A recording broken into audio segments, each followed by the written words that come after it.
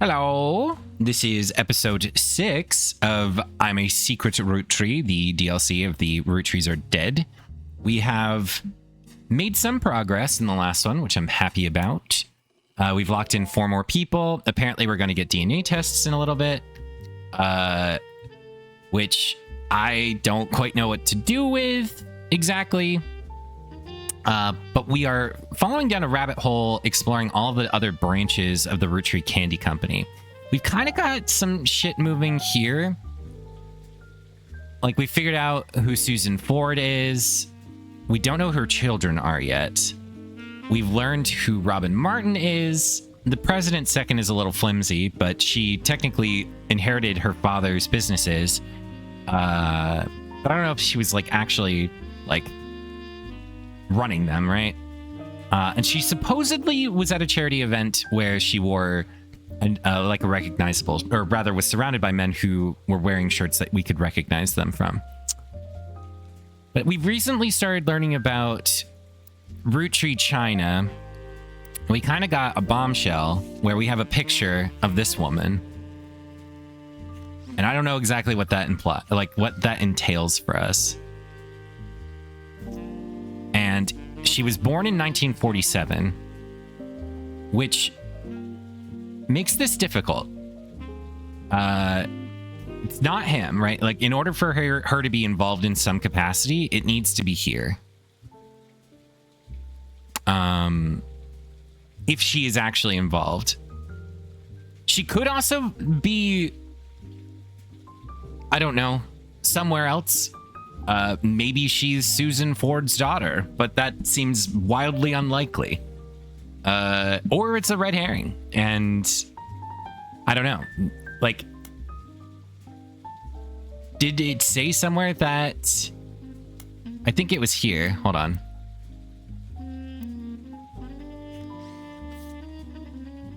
The previously on. The list of first and last names will contain red herrings. Yeah.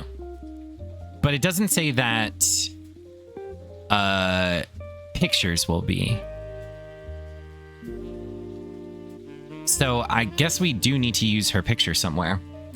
So that likely means that she's somewhere on this side of the family tree.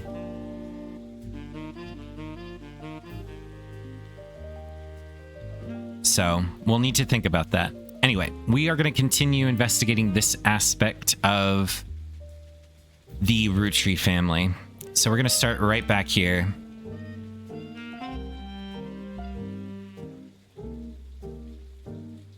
So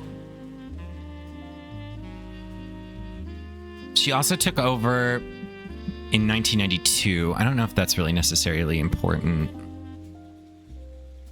All right, we're going to look up the other 2 companies that are related to the Langtai textiles.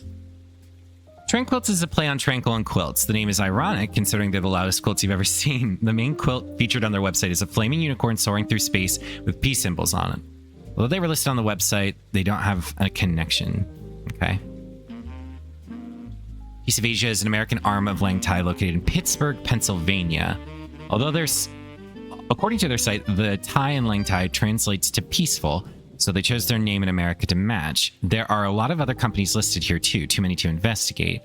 As very few of them seem to have any relevance, it seems Piece of Asia is nearly as accomplished as Langtai. They offer fabric and cloths at wholesale prices. You don't spot anything out of the ordinary. The business is said to be owned by husband and wife Jerry and Linda Han. Oh. Okay.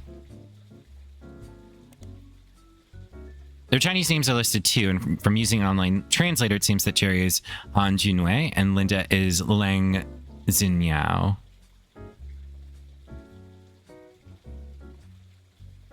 Okay. So, Lang Xinyu's sister is Lang Xinyao, Linda Han,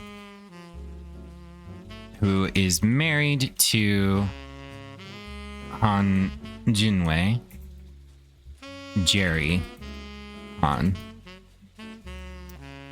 Okay. we can get rid of this. So, where do I see a brother and sister pair? Here. Or not brother and sister. Two sisters could be here. So... this is the only sibling pair that I have that isn't... like, I highly doubt... It can't be. They would have to be here because of the timeline. This being 1921, and she was born in 1947, which is 2 years prior to the infidelity in this instance. So the only brother and sister that could reasonably be together are these two, or these two. I mean, theoretically, these are half siblings.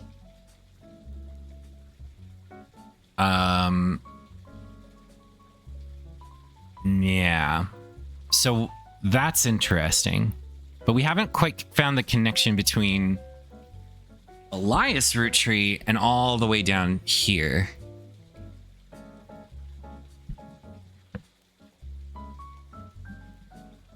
So I guess we'll just need to keep exploring. So we have a few people to search in our periodicals at this point. So let's look up Lang Jinyao. We might not find anything on her.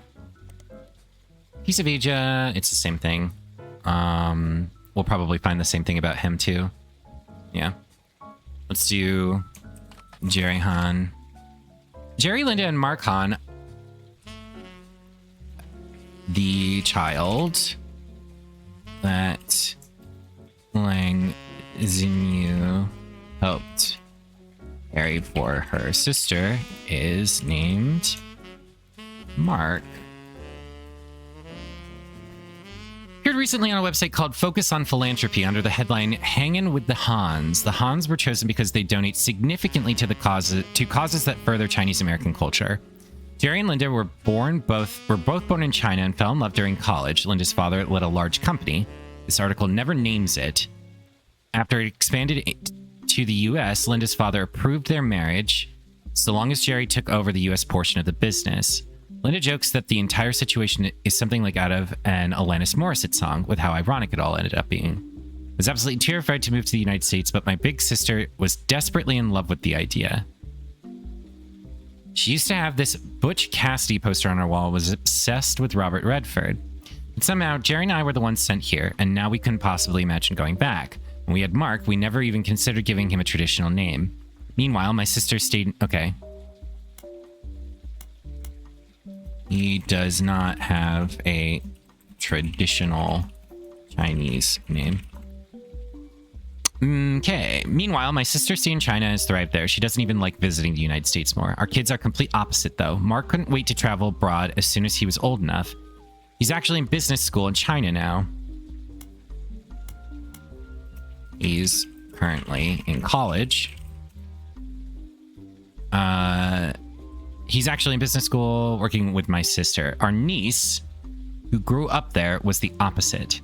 She couldn't wait to get here. She started calling herself Lucy Lang in high school and flew out here as soon as she graduated. The name change apparently drove my sister absolutely loco.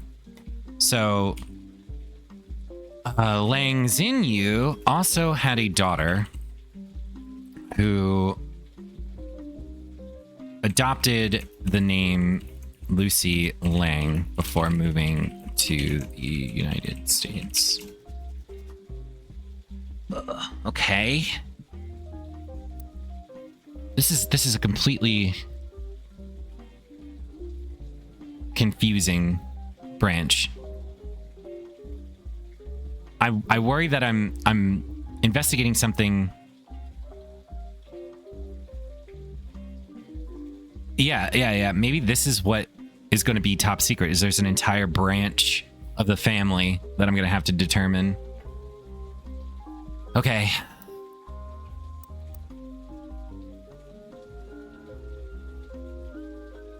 So,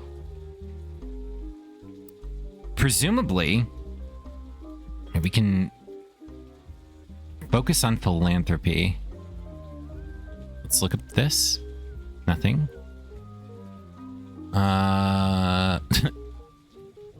What happens if I look up Alanis Morissette? Yeah, I was wondering if I would get a song or something.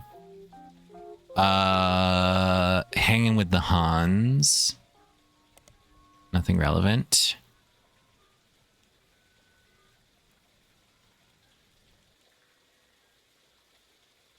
Okay.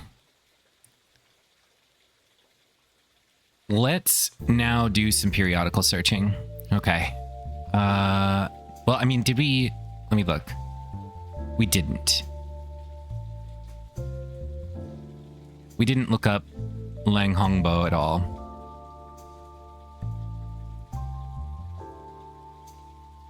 Right. That's why.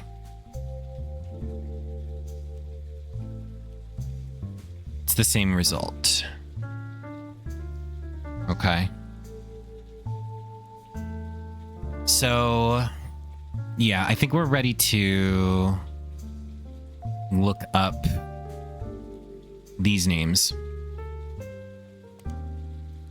Lang Tai was mentioned in Business Watch fairly often in the last 20 years or so. There were a lot of articles about the rise of Chinese companies. Unfortunately, this makes the search results not particularly helpful. When you sort to find the oldest articles, however, one of the earliest mentions from October 79 stands out. It's very unusual because it doesn't involve Lang Tai's business. The article details a new, at the time, medical industry. IVF was brand new, barely a year old. After the first successful IVF birth in 1978, it seemed the industry began to grow. And a featured article about different companies all over the world and the cost that they would charge for their services was in Business Watch. This included a few cases of high-profile customers willing to pay a premium. Apparently at the time, the CEO of Lang Tai was Lang Hongbo, and his younger daughter, Lang Zinyao, and her husband could not have children. So in an attempt to create a suitable heir, he paid to have their child implanted in his older daughter, who was unmarried. The cost for this was apparently 380,000 yuan, or just over $100,000.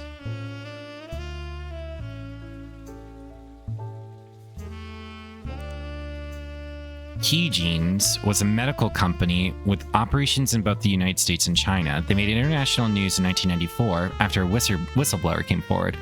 Apparently, their services were in some cases falsified. Oh boy. IVF. Provided by Key Genes may have been false. In this case. While they did often perform IVF, the whistleblower provided that a few of their customers paid for a very different service, an alibi. This company would instead provide patrons an alibi. The company would claim they performed IVF on someone who was already pregnant to create a cover story for high-profile families who did not want to give up their child but did not want the shame of an unmarried mother. The whistleblower claimed that they helped do this at least 6 times, but only provided proof of one case, the daughter of an American politician who was unrelated to your investigation. Key Genes shut down soon after, and both founders have reportedly fled to Lebanon, where there is no extradition to either China or the US. This is likely related to Robin. Okay. So this is kind of a big reveal.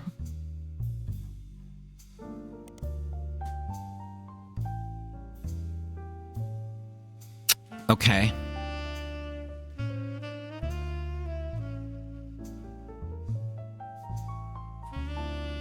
I don't think we're going to find anything about them in anywhere else. Let's look up Key Genes. Key Genes Company was mentioned once in an article you already read about the head of Lang Tai, but then again later in 1994. There's a long article that spells out a huge controversy. Seems that a whistleblower came forward to the US government about Key Genes, which was said to have been founded in China by a partnership involving American and Chinese medical specialists, who then built their medical facilities in the United States. The article mentions the whistleblower's claim. Key Genes will sometimes claim that they performed IVF when they did not. This would often be used as an excuse for an otherwise unexplainable pregnancy. They'd fly their clients to America, where they would stay for an extended period of time, then return to China with news of a successful IVF pregnancy. Whistleblower apparently presented the Department of Health and Human Services credible evidence. At the time of the article, it was still an ongoing investigation, but Business Watch speculated, after copies of the proof were leaked to various media sources, that they couldn't imagine a world in which the company would be allowed to continue operations without facing serious legal or financial consequences. Hopefully that was leaked to a publication that I have access to. Yes. Key Genes is a company that was in the news after when a whistleblower came forward to say that they would often claim to perform IVF, but were just accepting bribes to forge paperwork. Newstime did have a few articles about it during the height of the scandal. They provided a hypothetical timeline of how a client would use the company. Generally, celebrities and other powerful people who found out they were unexpectedly pregnant would declare that they were going to use the service as soon as possible. During the final week of pregnancy, the client would travel to Key Gene's facility in either China or the United States.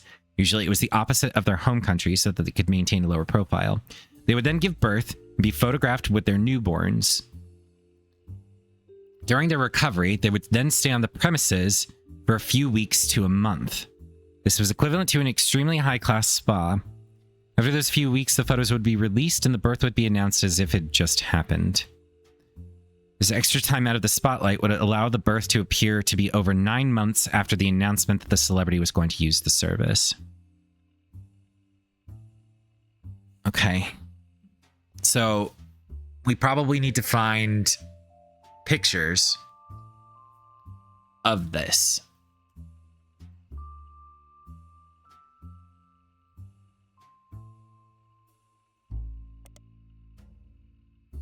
We're not going to find anything else in this, I imagine. I mean, we'll keep looking. We really should. Yeah, don't know why Team Blast would talk about it. Okay. Let's look up her. Searching for Lang Xinyu separately brings up much fewer results than Lang Tai. Lang Xinyu was even featured in Business Watch in 1992. She missed out on Watchman of the Year, but did have a pretty sizable article that mentioned some of her history. She was born in 1947, the first of 2 children. Her mother was already in her 30s when she had her. Okay. Things in news. Mother was in her 30s when she was born in 1947.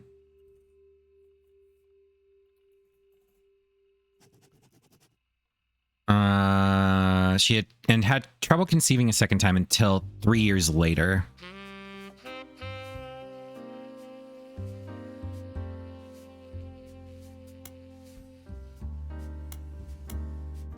Lang Xinyu was born in 1950.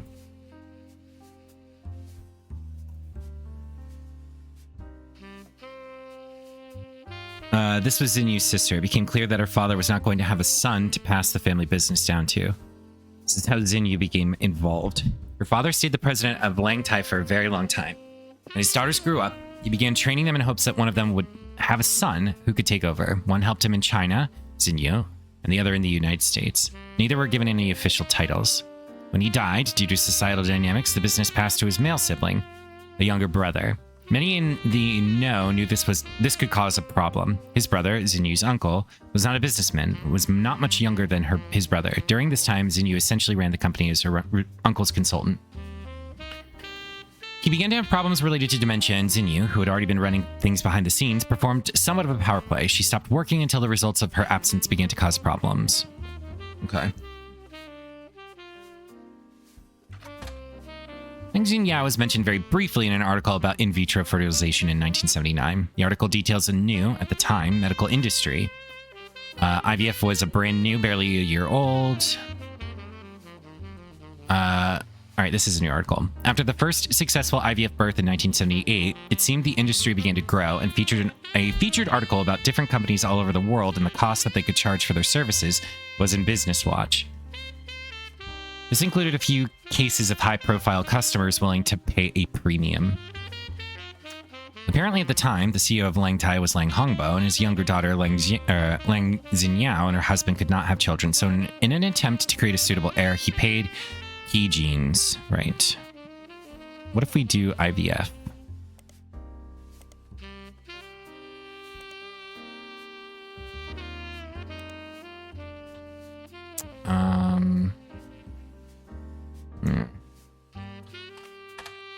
IVF, or in vitro fertilization, is a medical procedure that allows a woman to give birth to a child that was initially created in a laboratory. Sometimes this can be referred to as a test tube baby in popular culture. A woman does not necessarily need to give birth to the child developed from her own genetics. Sometimes, for example, a baby from an egg donor could be used. Other times, a woman could act as a surrogate mother for another woman who is unable to carry a child herself.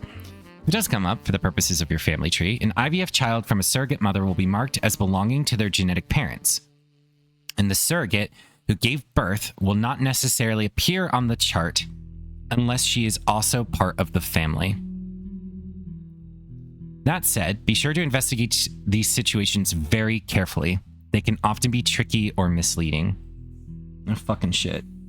But this whole fucking section is not on here. I don't have room for it. And it's happening in the 1940s, which means that it has to be like over here.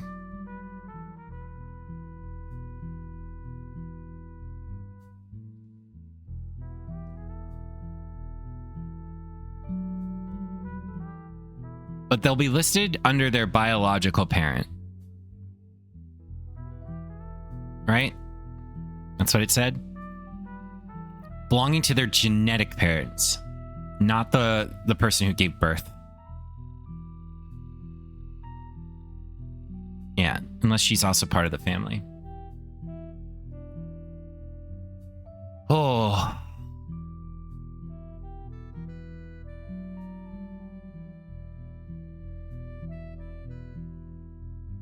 Dude, my brain. I'm just like spinning wheels now. Okay. This didn't really help clarify anything. We've got a very long timeline here that we can trace back pretty significantly.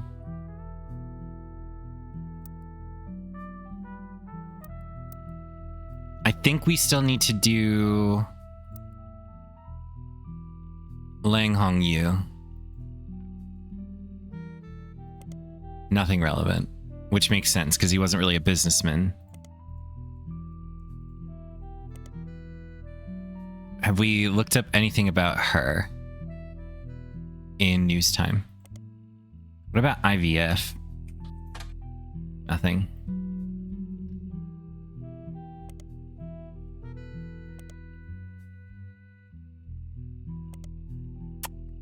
Fuck. Okay.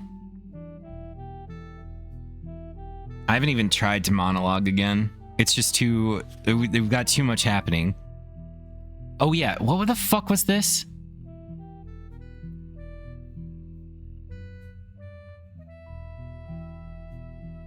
What was this relevant to? I think I looked it up once and then I was like, no, I refuse to get distracted. Is it not listed here anymore?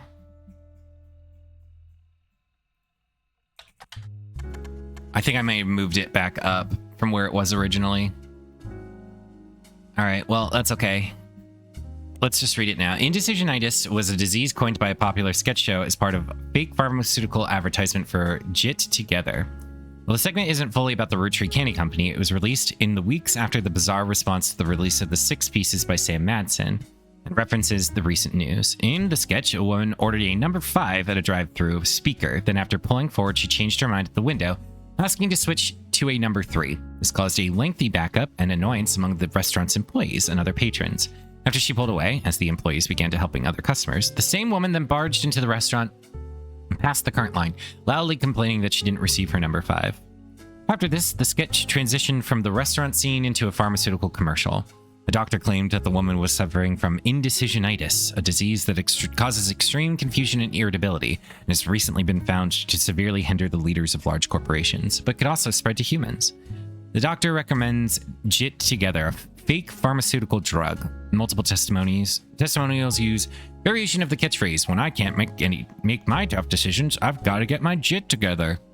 The final testimonial included a bald man in silhouette with a voice changer saying, "I'm not comfortable sharing who I am, but I am comfortable saying that before I took over my family's candy company, I really should have gotten my JIT together." All right. Well, what a wonderful anecdote.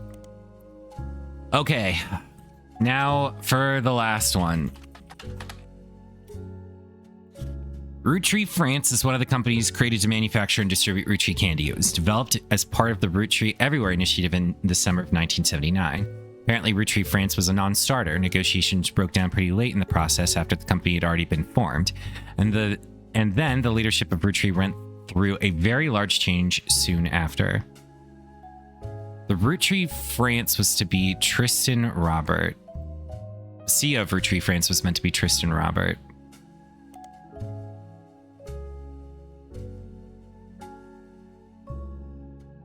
Okay.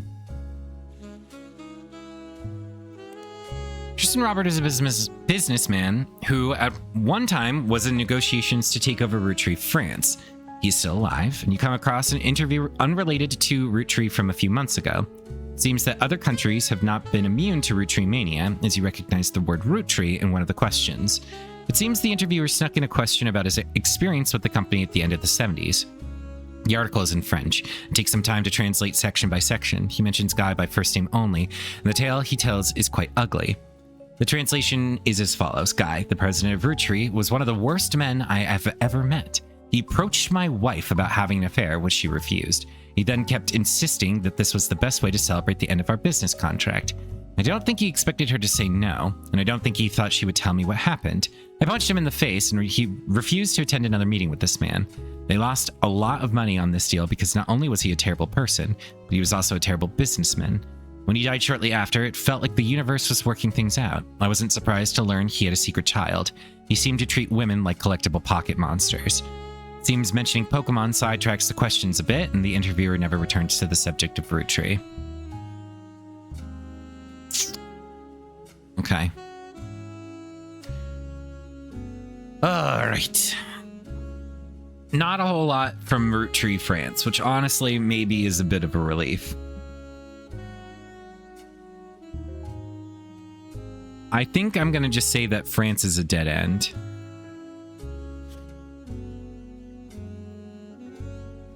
Okay. I think this is the next thing I wanted to do. I guess we should look up Tristan Robert in periodicals before we get distracted. Nothing relevant. Sure. So, Roottrees public statement. I wonder if we can find this.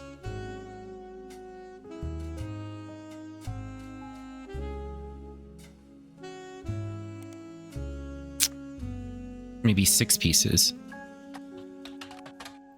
No? Really? Like, really? Really? Alright, well, let's look up Ron Roottrees.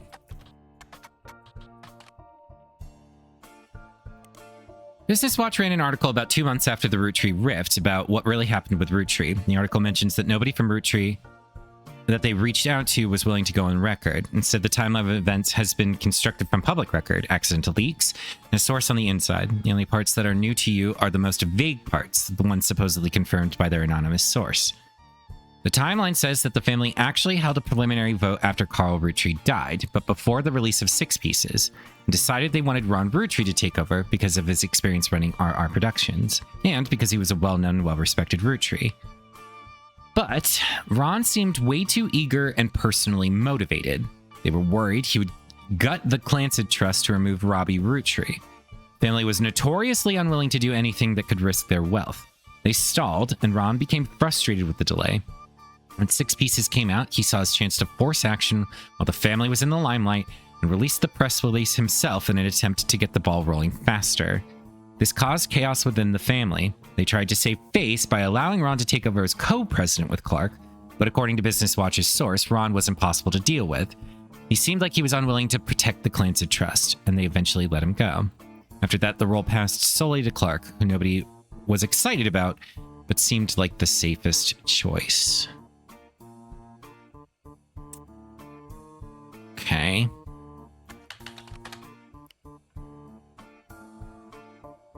Alright, it's the same thing. What about Carl? Anything new? No. What about Sandra? What was her name?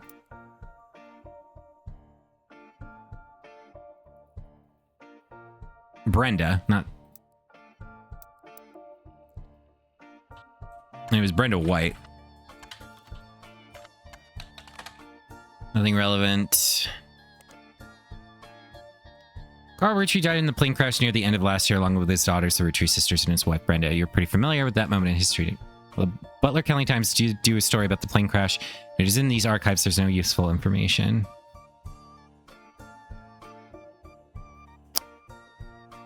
One that mentioned Ernie Jr. Ooh, we haven't done any research into Ernie Jr.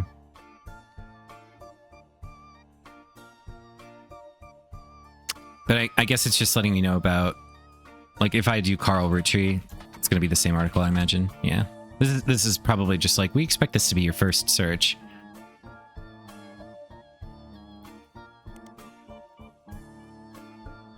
Maybe...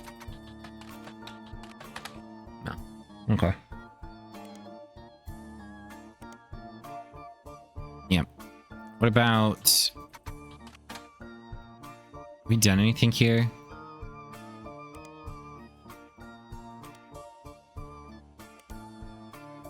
I'm just searching everything.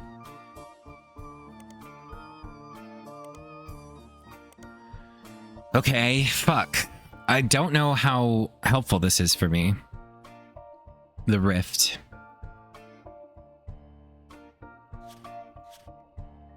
Guess we can delete this page for now.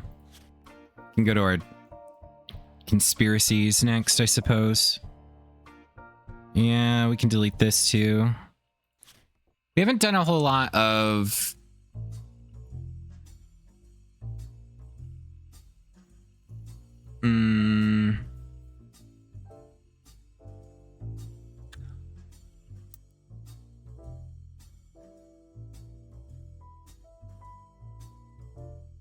Is it that he isn't her son at all? And this stupid star is a fucking... An Anonymom is actually, her?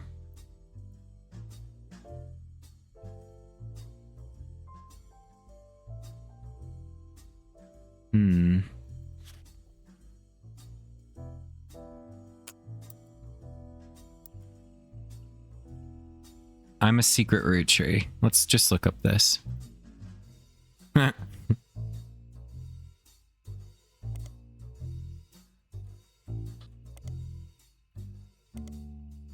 Okay.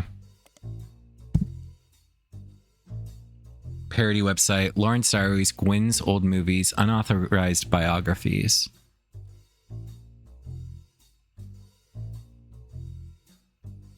Look up DNA test information regarding 5Ps.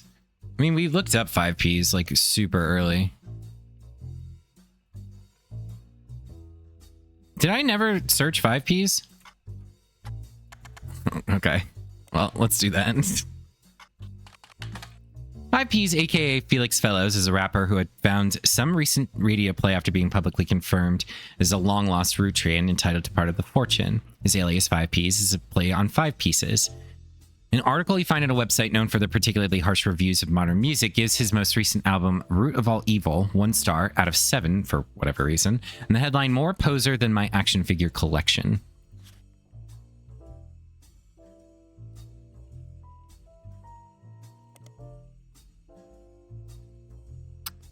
The review mentions his real name is David. Oh. Well, I can't believe I never searched this guy. David Fellows. Okay, well, that's helpful. That means we have 2 people that we can confirm. We need to get 2 more batches before we get the next set of info. How likely that is at this point feels tenuous. Like, this seems the most likely thing that I could get, because I could probably get a picture of her with her child. Or I get the picture of her with the shirt that is like satisfied customer. But supposedly they release the IVF, what is it? Whatever that company was called, releases a picture of the mother with their child in order to help sell the fucking info. I could also start looking for whoever the hell this is. Right? Like, we could look up Landon Stephanie, or Stephanie Landon. And I mean, this is an option that I wasn't even considering. But this might be really easy to figure out who these 3 are, and could act as a way to get us to the 20 mark, because we've got these 2 I feel very confident about.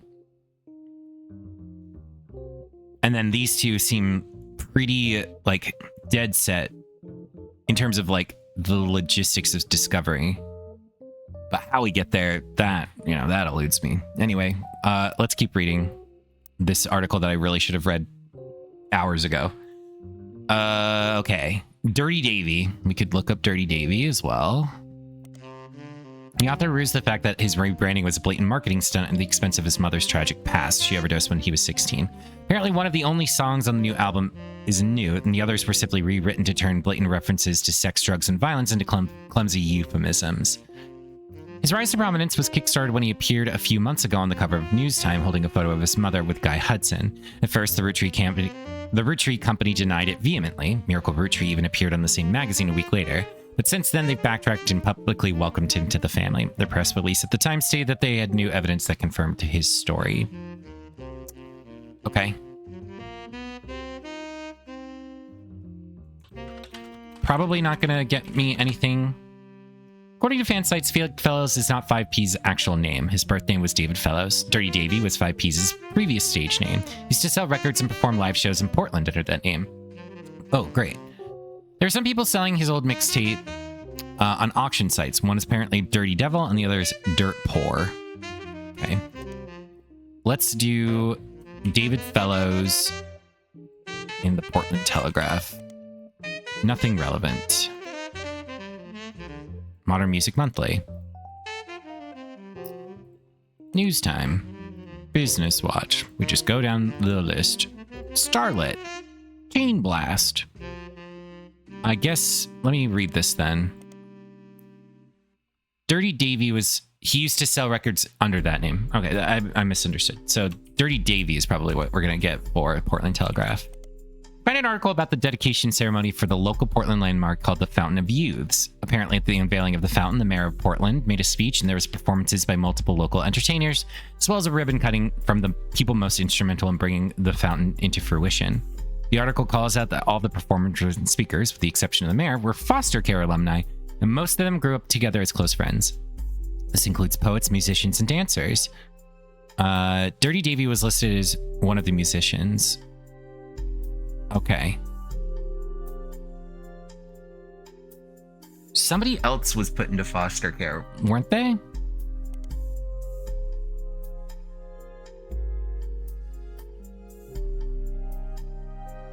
Okay. Right.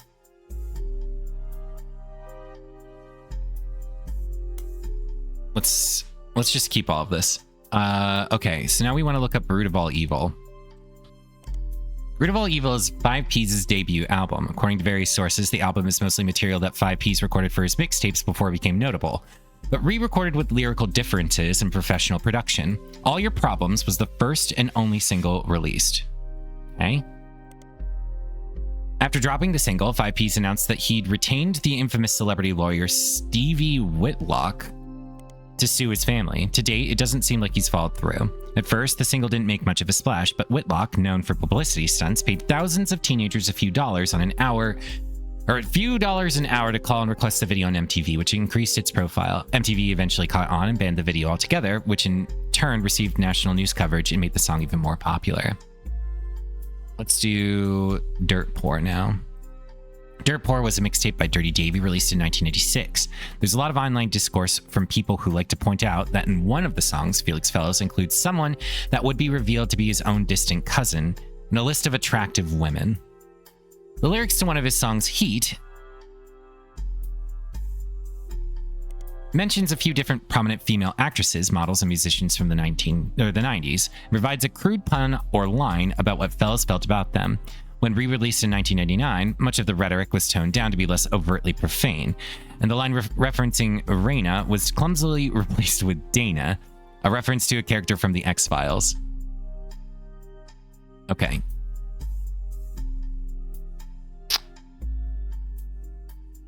Let's delete that one. I guess we're going to keep this as info, but I don't want it like this.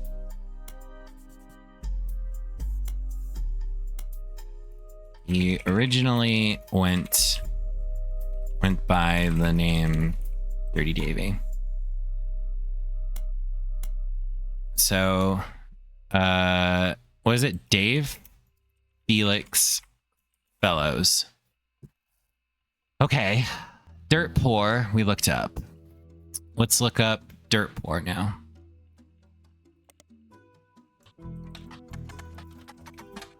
Nothing. And then what was the other one? All Your Problems? Nothing. And then it was Root of All Evil.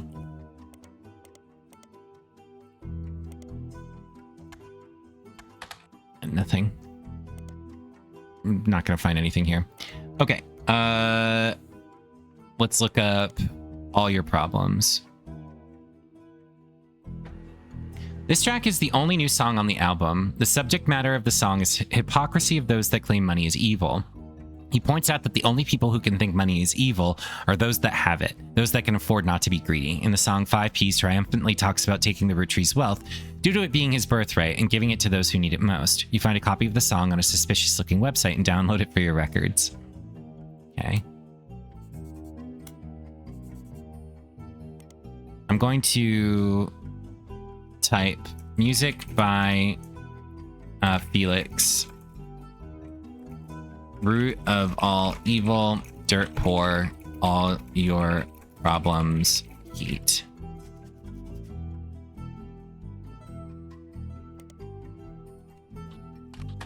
Nothing relevant. Now we're going to look up Stevie Whitlock. That name sounds familiar. Stevie Whitlock is a lawyer with a history of publicity stunts and grandstanding. Still, she's managed to rack up quite a few legal victories for C-list celebrities and athletes. She became famous in the mid-1980s after successfully suing a multinational sandwich company whose 12-inch subs were actually an average of 11.5 inches long. Stevie argued that since the company sold 1 billion sandwiches per year, that was enough missing sandwich to make a sub long enough to span from New York to Los Angeles. The jury awarded her a paltry $5,000, but the news coverage of her crusade turned out to be priceless. And it's not relevant. Okay. We are going to have an album. This is the only single from 5P's album, Root of All Evil. It received some airplay, but didn't make a big splash critically or commercially. Still, it's kind of catchy. All right. We're just going to listen to it. But there's no evidence in this, so.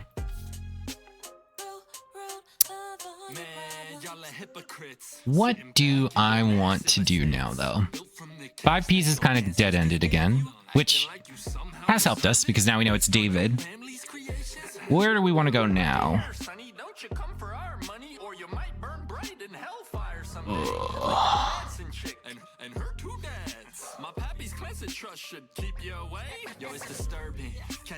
I think this might be what I do then, because I'm definitely not feeling like I know what to do next.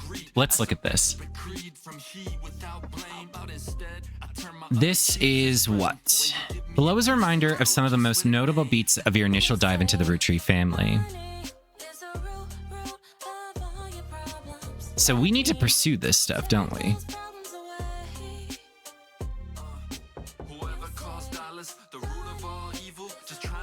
We could look up Reyna, since this is kind of related to...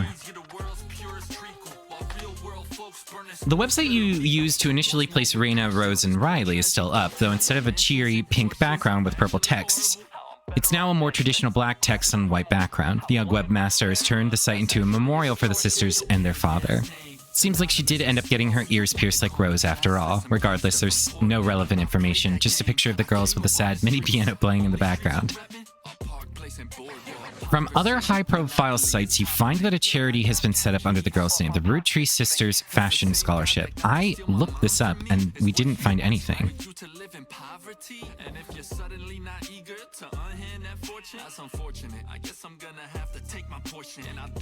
Like, this led us nowhere. I guess it would help us get to Ruby Legal Enterprises.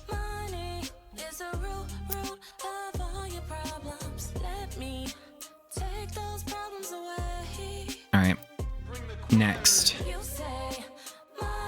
Lauren Roottrees, Miracle Roottrees. We could look up Lauren Roottrees. Let's do Lauren Roottrees then, because she's supposedly sick now. In the wake of 6 Pieces release, Lauren Roottrees, author of A Life Between Wars.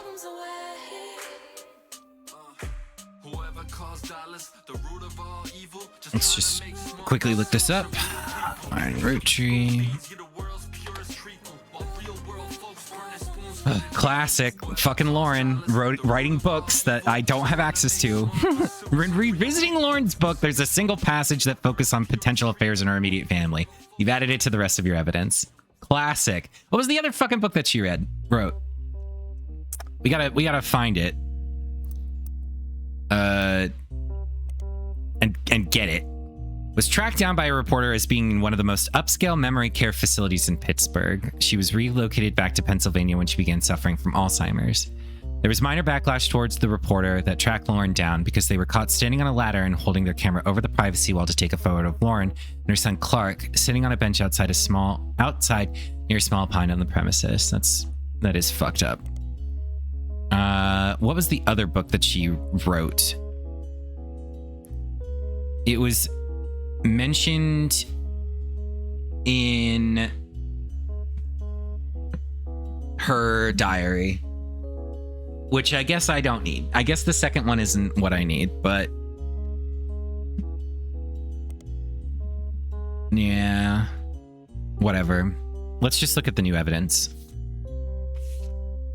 Classic Diary Between Wars. Can't get either of those. An entry entitled Cruelty from Lauren Roottrees' diary written in 1963. It focuses on the relationship between her mother and father. While it offered only redundant information during your previous investigation, it mentions the subject of affairs and may be more useful this time around. I am no stranger to true love. Jacob and I married at an age that most deem unfit for marriage, but he was also enlisting at an age that most deem unfit for war. We had no choice. I knew in my heart that our marriage was one for the ages.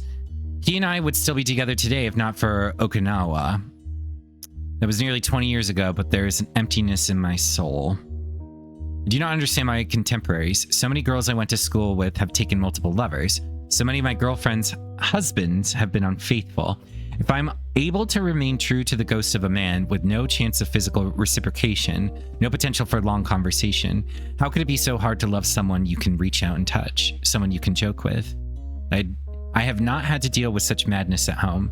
My parents are a perfect match in the worst way. My mother's cruelty is a perfect fit for my father's general spite. In turn, Pop's status enables her incessant need to gloat and feel superior. I've grown up with their cruelty and disdain for others my entire life. Even my family remains unspared. They make fun of my grandpapa and his family sayings, blood is thicker than syrup, but nothing's thicker than Elias. They mimic Grandma Gwyneth's lisp and see her kindness as weakness. Eliath, please remember Tham. Not even our family's maladies and religion go unmocked. Remember, God only put one eye in Miracle. I can say without a doubt in my mind that my parents have never had eyes for anyone outside of their marriage. They're too self-centered to look astray.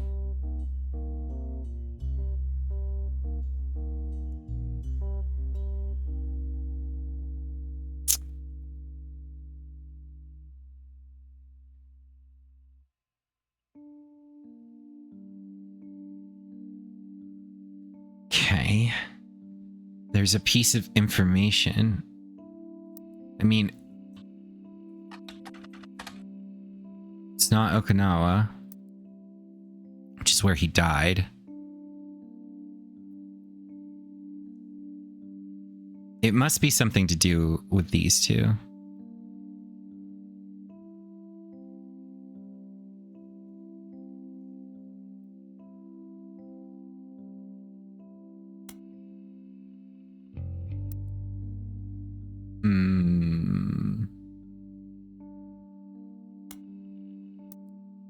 Keep clicking the wrong thing. They mimic Grandma Gwyneth.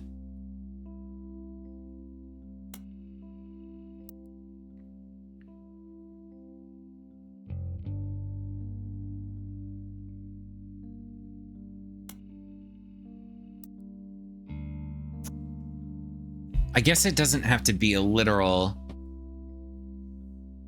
Let me actually reread this again. What does this exactly mean?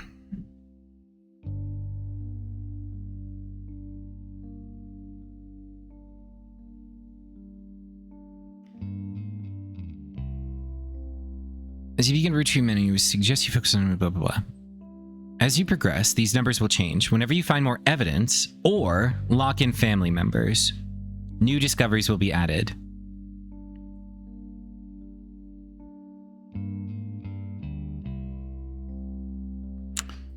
So this can lead us to new evidence, or we can lock in something about this. Nothing is thicker than Elias.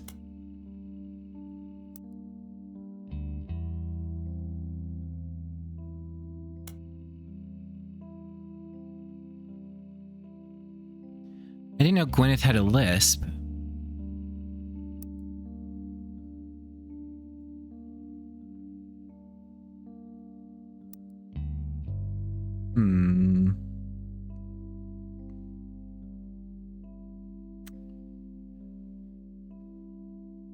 Maybe this isn't true.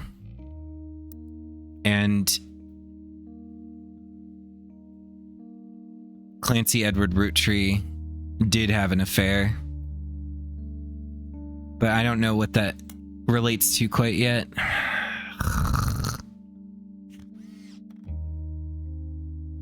Maybe we could look up Schoolbound Publishing. Nothing.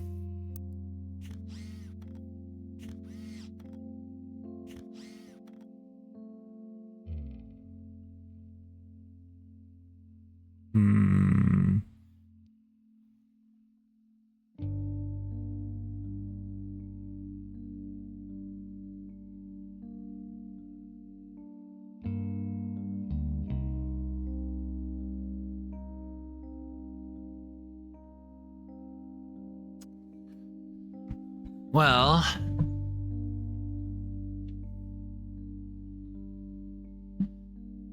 I don't know how much that's going to help.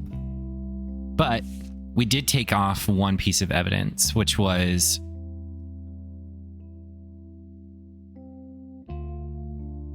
Lauren wrote that book. I guess we should look up Jim Roottree again. Interesting. Jim and Diamond apparently set out some mail to Diamond's Dazzlers that mentioned they didn't spend a lot of time near or around Candy Company anymore, so they couldn't really comment on any recent news. A best-of album did get released to CD during Roottreemania, and while neither of them have performed recently, the couple did do a few signings at local record store near their estate. During question and answer sessions, Jim has stated he hasn't been inspired to write any new lyrics. As far as you can tell, their marriage is still doing great.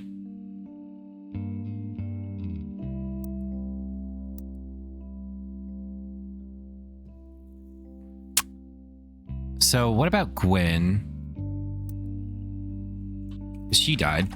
Gwen Roottrees was a somewhat well-known actress who was active in the 1950s. Her biggest role was in the minor hit Guys Like Us. She died in Paris, France about 3 weeks ago. After leaving Hollywood, she made no effort to stay in the limelight, and most obituaries tend to focus on her largest role, Guys Like Us. Not much is known about her death, except that it was announced that she died peacefully in her sleep while being treated for a sudden severe case of pneumonia. Before that, she had apparently been in relatively good health, according to friends and family in Paris. She was 67.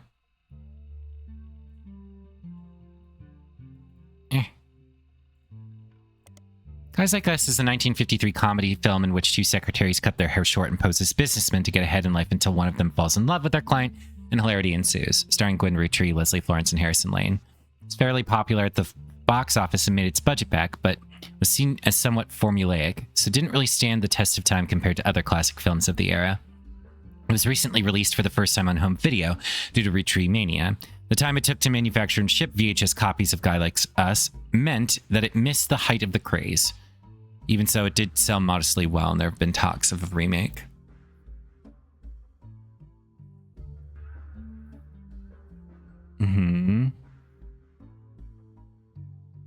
Right. I wanted to look up Stephanie Jones.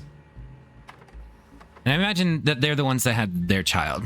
I'm hoping, because that was my intuition. Because I remember they were mentioned in that earlier, and if that's true, then we can lock in the next two people. And that will be helpful. It seems Brian Jones has been busy updating Stephanie Jones' campaign website. 2 new sections exist. The first is baby photo. Perfect.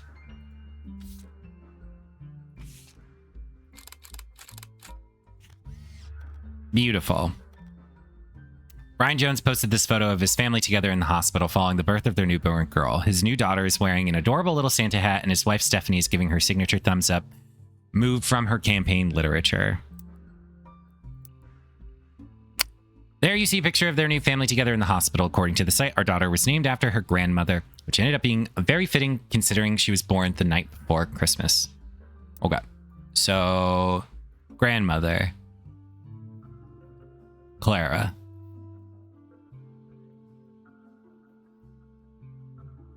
Because that's her mother. That'd be her grandmother. So, Clara? Why is that? The night before Christmas? Is that the name of a character in The Night Before Christmas? It's not much of substance there right now, but it lists some small accomplishments and finishes with the recent rise in popularity and controversy surrounding my extended family. There have been some extra attention on me. Stay tuned for announcements in the coming months about how I plan to use this publicity to accomplish bigger and better things. Okay.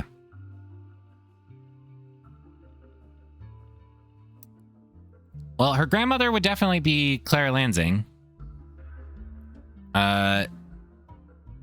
So...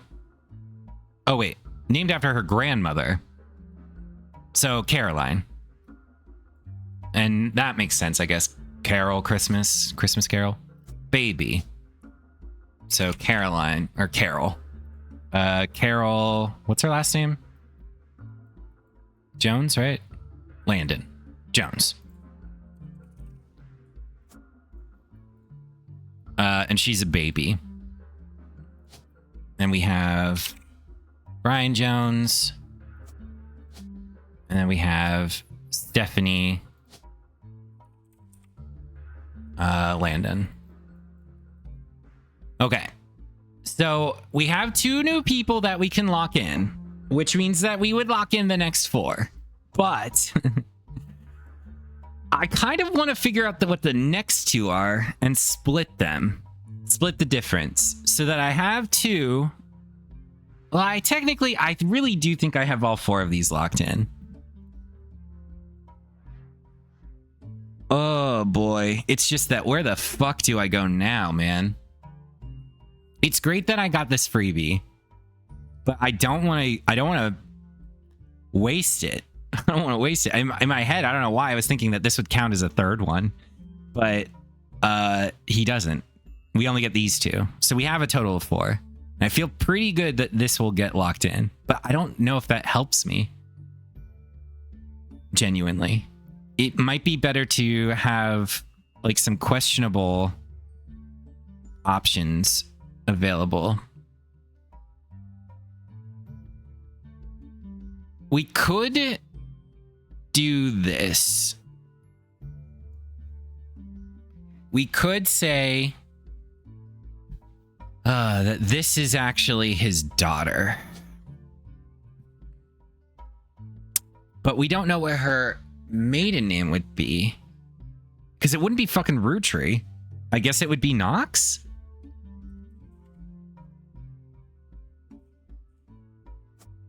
That just sounds silly that they would do that.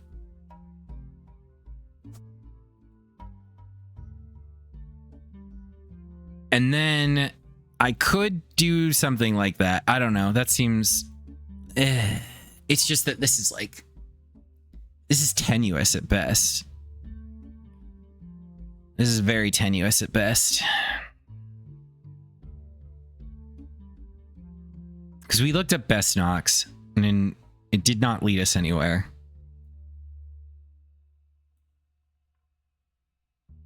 Maybe we could learn something about, like, the publisher. Where do I want to go now? Where do I want to go now?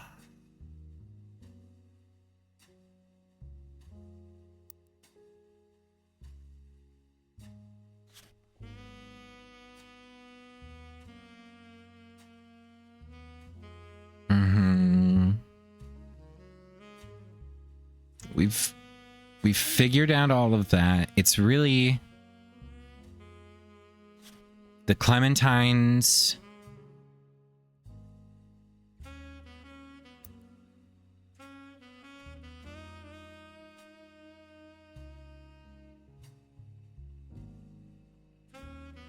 One of Mark's daughters, Sandstone Canyon High School.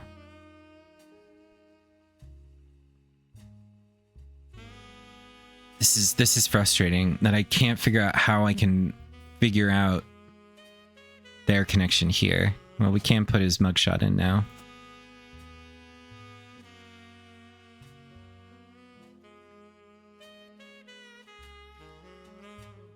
But I think what we have to do is, instead of focusing on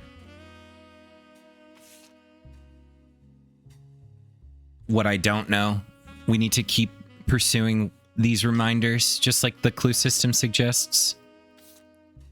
So we need to exhaust the 3 reminders, I would imagine, on here. Oh, I see. It's ordered by most unfilled information. I understand now. So shit we've already figured out, it's just going to be down here. We figured out this. Pretty sure we figured out this. We don't know what is in here. And I bet it has to do with Bess Williams, man. But it's been another hour, which means it's time to end the episode. Ugh. I need coffee, man. I think I'm going to go for one more. And maybe call it there for today, because this truly is like a lot of thinking. But I'm very pleased with the progress so far.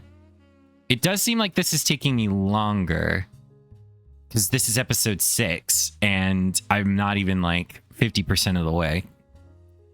Because I think there's 32 people that I need to fill in. So, I mean, I guess I am technically 50% of the way, right? If I were to actually commit these 4.